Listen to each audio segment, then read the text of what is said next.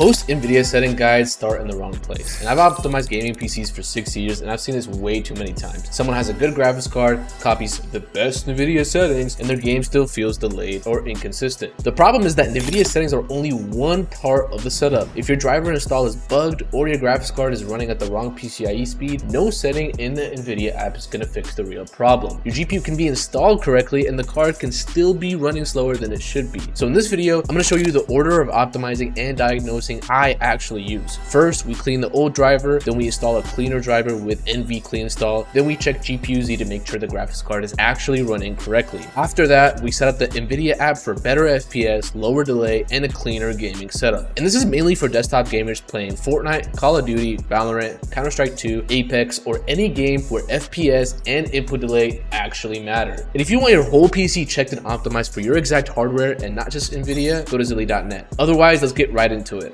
First, go to the link in the description and download the NVIDIA pack from my website. Inside the pack, you will have display driver uninstaller, NVCleanstall, and GPU-Z. That way, you do not have to search for random websites or guess which download is safe. After you download it, unzip the folder to your desktop, and now we're going to clean the driver. First, open up the DDU folder and open up display driver uninstaller.exe. You're going to select your graphics card and choose NVIDIA, then click clean and restart. After your PC restarts, we are going to install the driver with NVCleanstall. Now, open NVCleanstall in the same folder, and this is where you can pick the NVIDIA driver you want. If you want the newest driver, pick the newest driver, and that's what I'll be using in this video. If you want to use an older driver, you can select it inside of NVCleanstall. The driver that was prior to NVIDIA killing the control panel was 596.36. So if you would like to use that one for the time being, go ahead and choose it. For the component list, we're going to keep it simple. Just keep the display driver checked and keep HD audio if you use audio through HDMI or DisplayPort, and keep NVIDIA app checked. Then you're going to install the driver with the components you actually use.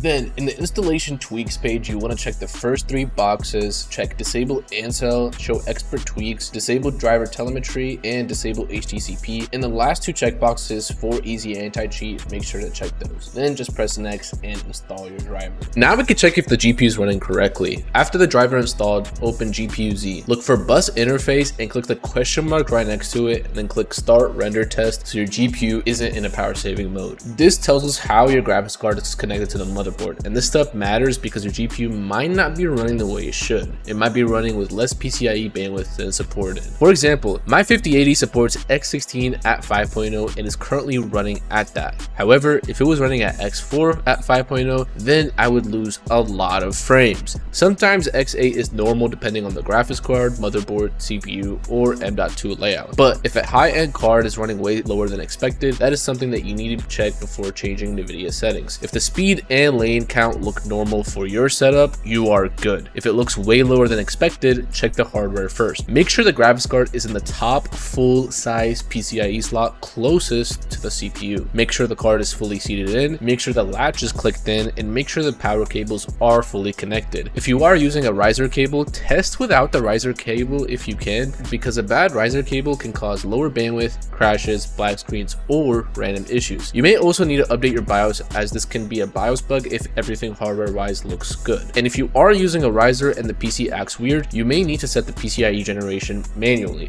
For example, if the motherboard tries to run Gen 5 and your riser only works properly at Gen 4, auto can cause problems. Before copying any NVIDIA settings, make sure the GPU is actually connected correctly. A good graphics card does not matter if it is running through the wrong slot or a bad riser. Before we set up the NVIDIA app, let's talk about the old NVIDIA control panel. If you still want the old control panel, you can install it from the Microsoft Store, and that is fine as a backup. But NVIDIA is moving more settings into the new NVIDIA app. So going forward, most people need to know how to set up the NVIDIA app properly. If you want to stay on an older driver that does not push the new app as much, you could pick that older driver inside NVCleanstall as mentioned previously.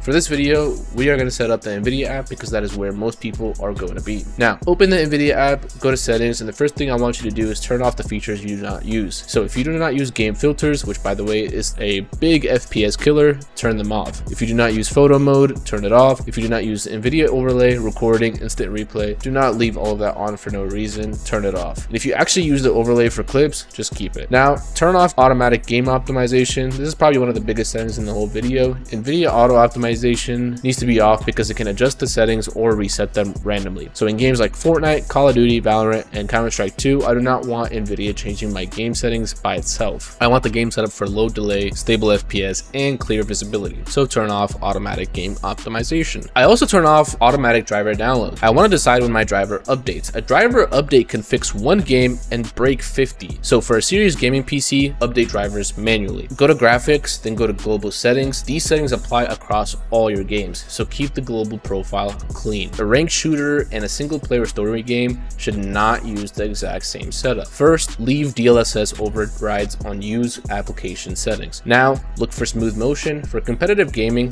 turn it off. Smooth motion is basically a driver level frame generation. It can be cool for single player games where you just want the game to look smoother, but for ranked shooters, I do not want this as it would add input lag. I care about how fast the game responds. So for Call of Duty, Fortnite, Valorant, Counter-Strike 2, and games like that, keep smooth motion off. Use it on a per game basis for single player games if you want. Let's talk about low latency mode. NVIDIA low latency mode and NVIDIA reflex are not the same thing. If your game has reflex inside the game settings, use reflex inside the game. For most people, reflex on is the best default. On plus boost can help in some cases, but it also keeps the GPU clocks higher and uses more power. For most people, reflex set to on is probably best. Low latency mode in the NVIDIA app is the backup for games that do not have reflex. And I've gotten or seen comments about this saying that this does not work on DirectX 12. Well, it actually does and has worked on DirectX 12 titles since January 24, 2024 after the NVIDIA driver update 551.23. For global settings, I would set low latency mode to on.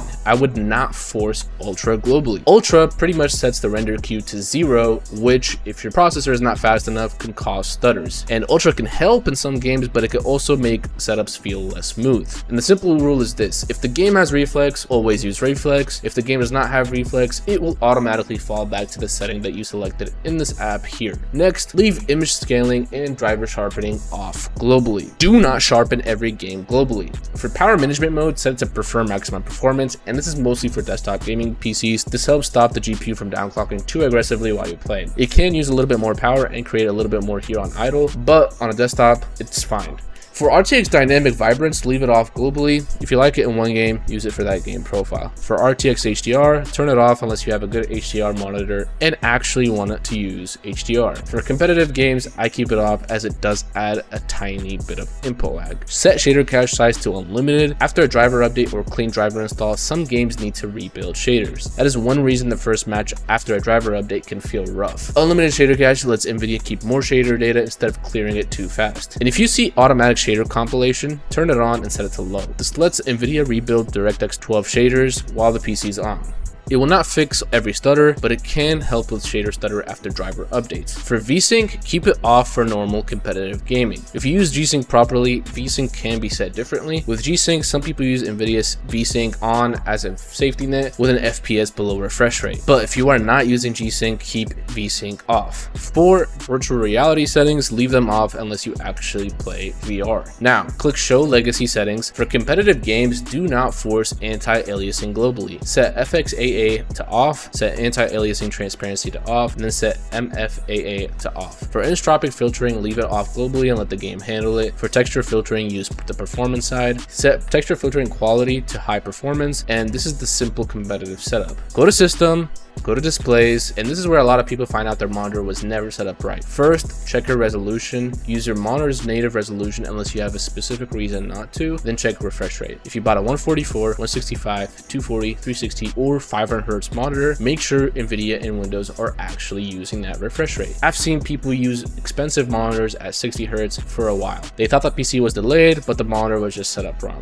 For scaling, most people should just use no scaling and set the scaling device to display. But if you use stretch refresh resolution or a special setup, then set it to full screen to eliminate black bars. But for a normal, clean setup, use native resolution, max refresh rate, no scaling, and display scaling. Now, let's check color settings. If you see output dynamic range, set it to full. This doesn't really give more FPS, but it can fix washed out colors if your monitor supports it properly. Now, open Windows graphics settings. You're going to go to advanced graphics settings and turn on hardware accelerated GPU scheduling, then restart your PC. For modern gaming PCs with supported graphics cards and updated drivers, usually you want this on. It lets the GPU handle more of its own scheduling work. It's not going to give you magic FPS, but it is one of those modern Windows graphics settings I do not want people ignoring. Now, NVIDIA App also has automatic tuning. This can scan your GPU and apply a basic tune, and it's fine if you want something super simple, but do not treat it like a real manual overclock. Every GPU is different, every cooler is different. Automatic tuning is convenient. Manual tuning is how you actually dial in a serious GPU. So use it if you want something basic and have no idea how to use MSI Afterburner, but do not think this auto button means your GPU is fully overclocked. Now, this video only covers the NVIDIA side. It does not check your BIOS. It does not check if your RAM is running at the speed that you paid for. It does not check CPU stability. It does not check Windows bloat. It does not check if your game config is wrong. It does not check USB input, controller delay, network setup, temperatures, crashes, or 1% lows. So if your PC has good specs but still feels delayed, choppy, unstable, or inconsistent, that is what we fix. Go to zilly.net and then free PC check at the top and run the free PC bottleneck score. It checks your setup and shows what may be holding your PC back in plain language. It only takes about a minute. And if you want us to fix the full setup for you, you could book an optimization from there. So yeah guys, that is the updated NVIDIA guide. The big thing to remember is this: do not start with random settings. Start with the driver, check GPU Z, make sure the GPU is connected properly, then set up the NVIDIA app. The old control panel is still available from the Microsoft Store if you want it, but NVIDIA app is where most new settings are going to go now. Do not ignore reflex, and do not forget your monitor's refresh rate, and do not think one app is the whole PC. If this helped, drop a like and subscribe. And if you want to check out what else might be slowing down your PC, run the free bottleneck score at zilly.net/free PC check. This is pretty much it. I will see you guys in the next one.